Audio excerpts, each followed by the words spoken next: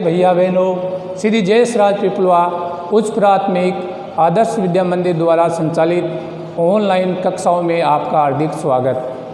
हमने इससे पिछले वीडियो में ये पढ़ा आधारित फसल पद्धतियाँ। तो आधारित फसल पद्धतियों में हमने मिट्टी तैयार करना पहला चरण, इसके बारे में पढ़ा। मिट्टी को कैसे तैयार किया जाता है, मिट्टी को पोला बनाना और उसमें पलटवार करना, ये थी मिट्टी को तैयार करने का जो प्रथम चरण था वो पद्धति। उससे आगे वाला था दूसरा बिंदु, वह था बुआई। मिट्टी को तैयार करने के बाद मिट्टी को पोली बनाना और उसमें पाटल फेरना, फसल को मिट्टी तैयार करने के बाद में ज़मीन में बोना बुआई कहलाता है। दूसरा बिंदु हमारा था बुआई। उससे आगे हम आज पढ़ेंगे वो है खाद एवं उर्वरक देना। अगला तीसरा बिंदु है वो है खाद एवं उर्वरक देना। खाद क्या होती है और उर्वरक क्या होता है वो मैं बताऊं। खाद एक प्राकृतिक कार्बनिक जैविक पदार्थ है, जबकि उर्वरक एक मानव निर्मित लवण होता है। दोनों में अंतर है। फसल के लिए दोनों में ज़्यादा उपयुक्त खाद रहती है, क्योंकि ये प्राकृतिक और जैविक प्रक्रमों द्वारा बनाई जाती है, जबकि उर्वरक हम रासायनिक पदार्थों से बनाते हैं। कुछ अंतर है।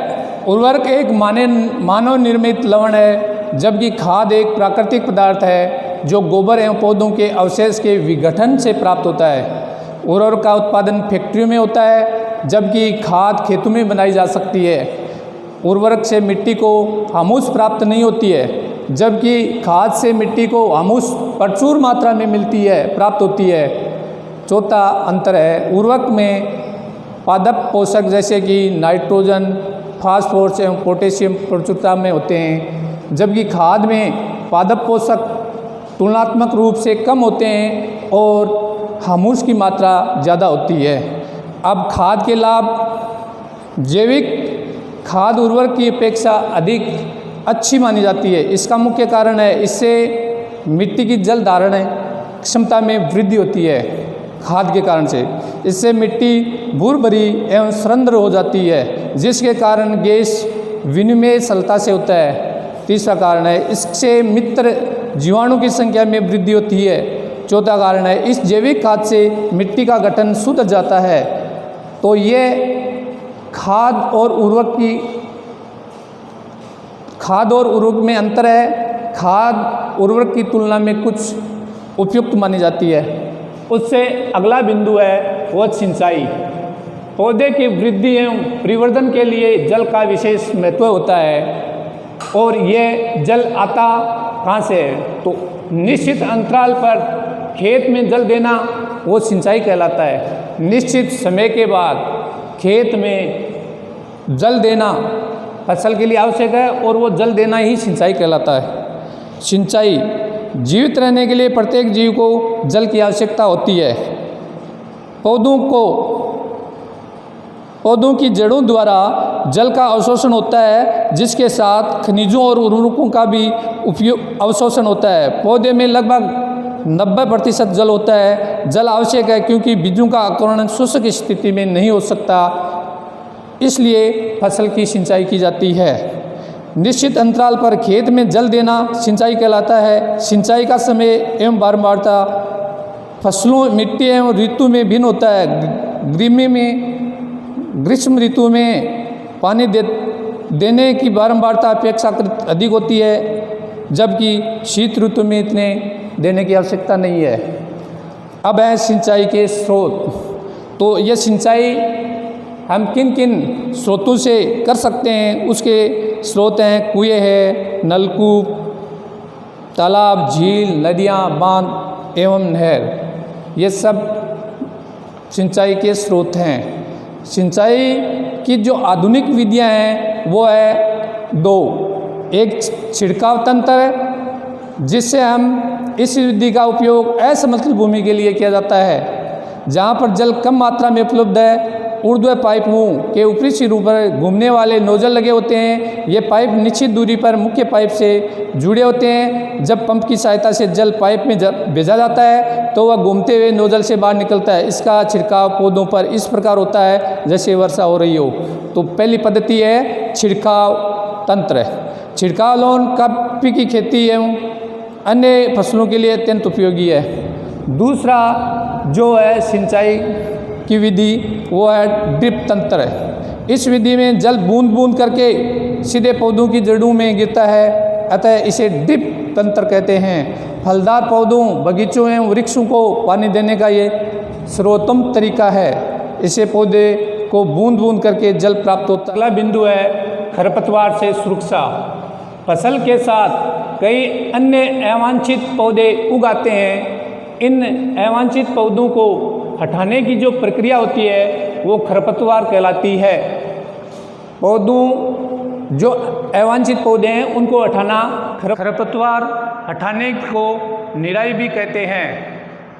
निराई करना फसल के लिए बहुत आवश्यक है क्योंकि खरपतवार जल, पोषक, जगह और प्रकाश की जो स्पर्धा होती है उसमें वो अवांछित प्रभाव डालते हैं, जैसे फसल को वह पर्याप्त मात्रा में नहीं मिल सकते। इस कारण से अवांछित पौधों को हटाना बहुत आवश्यक है।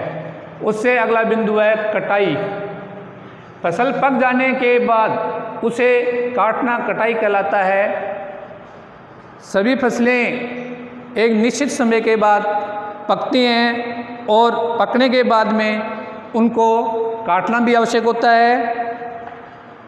फसल की जो ये काटने की प्रक्रिया है वो कटाई कहलाती है। कटाई के दौरान या तो पौधों को खींचकर उखाड़ लेते हैं अथवा उसे धरातल के पास से काट लेते हैं। एक अनाज फसल को पकने में लगभग 3 से 4 महीने का समय लगता है। उससे अगला बिंदु है फिर भंडारण। बीजों को कटाई के बाद में बीजों को पिंडकों एवं सूक्ष्म जीवों से संरक्षित करने की जो प्रक्रिया कहलाती है वो भंडारण कहलाती है। बीजों को पिंडकों एवं सूक्ष्म जीव उनसे संरक्षित करने की प्रक्रिया भंडारण कहलाती है। और फसल पकने के बाद में भंडारण करना आवश्यक है। उत्पादन का भंडारण एक महत्वपूर्ण कार्य है।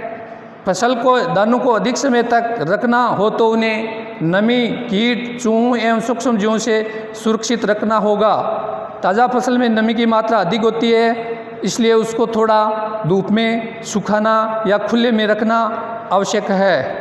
भंडारण से पहले दानों को धूप में सुखाना आवश्यक है जिससे उनकी नमी में कमी आ जाए। इससे उनकी कीट, पिंडकों, जीवाणु एवं कवकों से सुरक्षा हो जाती है।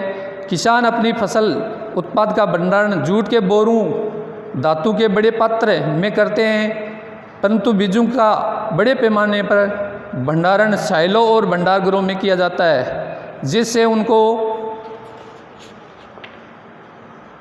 पिंडकों जैसे कि चूहे एवं कीटों से सुरक्षित रखा जा सके। नीम की सूखी पत्तियां घरों में अनाज के भंडारण में उपयोग में ली जाती है, उपयोग में की जाती है। बड़े भंडारण घरों में अनाज को पिंडकों एवं सूक्ष्म जीवों से सुरक्षित रखने के लिए रासायनिक उपचार भी किया जाता है। इस प्रकार हमारा जो पहला अध्याय है फसल उत्पादन एवं प्रबंधन वो पूर्ण होता है और इस पाठ के प्रश्नोत्तर अभी व्हाट्सएप द्वारा आपको भेज दिया जाएगा।